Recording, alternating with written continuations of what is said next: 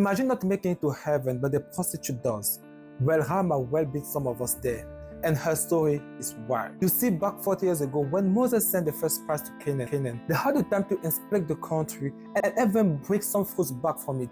But this time, the 2 spies that Joshua sent out couldn't do any of it, because as soon as they entered the city, the king of Jericho was told that some spies from Israel had entered this. The king went straight to Rahab, who was hiding them, and asked her about the spies. She lied to the king and saved the spies' life. Rahab then sent back the spies to Israel. And you know what's the report that they gave to Joshua?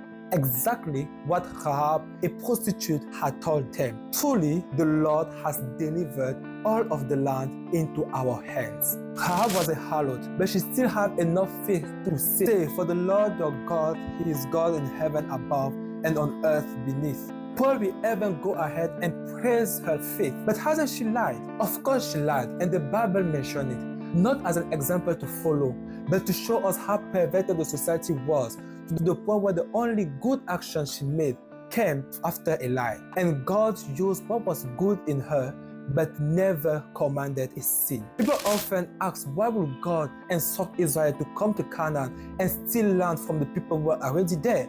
And the answer is found in the story of Rahab. You know, back in the days when God gave to Abraham the promise of Canaan, He will tell him that his descendant will inherit the country. Why wait for the descendant? Because the iniquities of the Ammonites was far from finished. God gave to the Ammonites and the people of Canaan a long time to repent. They even heard about what happened to Egypt, and yet they refused to repent. They refused to subdue themselves under the God of Israel. Instead, Rahab, after hearing about what happened to Egypt, decided to renounce of her sinful life.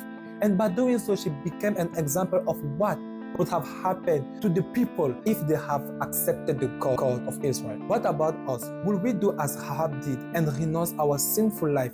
Or will we resist as the other Canaanite did and die when the Lord will destroy sin?